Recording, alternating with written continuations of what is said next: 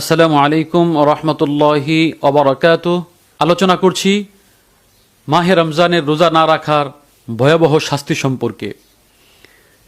রাসূলুল্লাহ সাল্লাল্লাহু আলাইহি ওয়াসাল্লাম বলেন, আমি একদিন ঘুমিয়েছিলাম, দুজন ব্যক্তি আসলেন এবং আমাকে একটি দুর্গম পাহাড়ে নিয়ে গেলেন। আমাকে পাহাড়ে আরোহণ করার কথা উল্লেখ করলেন। আমি অক্ষমতা প্রকাশ করলাম। তারা বললেন, আমরা সহজ করে দিচ্ছি। এরপরে আমি সেই পাহাড়ে আরোহণ করলাম। আরোহণ করে আমি সেখানে দেখতে পেলাম বিকট আওয়াজ, শুনতে পেলাম অত্যন্ত ভয়ানক আওয়াজ। তখন আমি জিজ্ঞেস করলাম, মা হাদিহিল আসওয়াত, এই আওয়াজ কিসের? তখন তারা বললেন, ক্বালু হাদা ইওয়া আহলিন নার, এগুলো হচ্ছে জাহান্নামীদের আওয়াজ। সুম্মান তুলিকা বি ফাইদা আনা বিকওমিন মুআল্লিকিনা বিআরাকিবিহিম মুশাক্কাকাতিন আশদাকুহুম তাসিলু আশদাকুহুম দামান।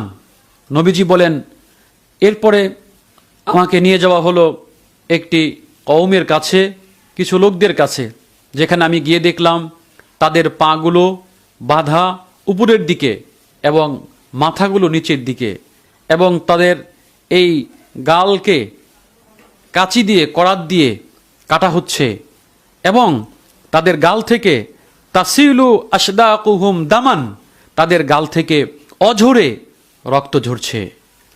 ক্বালা কুলতু মা হাউলা, তখন আমি তাদেরকে জিজ্ঞেস করলাম, এরা কারা?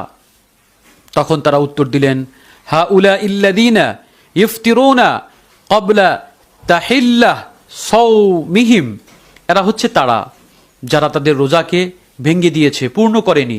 অর্থাৎ রোজা রেখেছে, কিন্তু রোজা রেখে তারা রোজাকে পূর্ণ হওয়ার আগেই ভেঙে দিয়েছে। এই নির্মম, এই কঠিন ভয়ানক শাস্তি রাসূলুল্লাহ সাল্লাল্লাহু আলাইহি ওয়াসাল্লাম বর্ণনা করেছেন। দর্শক মণ্ডলী, অন্য একটি হাদিসের মধ্যে হযরত আব্দুল্লাহ ইবনে মাসউদ রাদিয়াল্লাহু তাআলা আনহু থেকে বর্ণিত একটি হাদিস, তিনি বলেন, মান আফতারা ইয়াওমান মিন রমাযান মুতাআম্মিদান মিন গায়রি সাফরিন ওয়ালা মারাদিন লাম ইউকজিহ আবাদান ওয়া ইন সামা আদ-দাহরা কুল্লাহ। আব্দুল্লাহ ইবনে মাসউদ রাদিয়াল্লাহু তাআলা আনহু বলেন, কোনো ব্যক্তি যদি সফর এবং অসুস্থতা ব্যতীত ইচ্ছাকৃতভাবে রোজাকে ভেঙে দেয়, ভঙ্গ করে, সে আজীবন রোজা রাখলেও ওই রোজার হক আদায় হবে না, ওই রোজার ফজিলত সে পাবে না। সারা জীবন রোজা রাখার পরেও একটি রোজা ভাঙ্গার মাধ্যমে সারা জীবন রোজা রাখলেও যার বরকত পাওয়া যাবে না, যার উসুল হবে না, যার সমকক্ষ হবে না।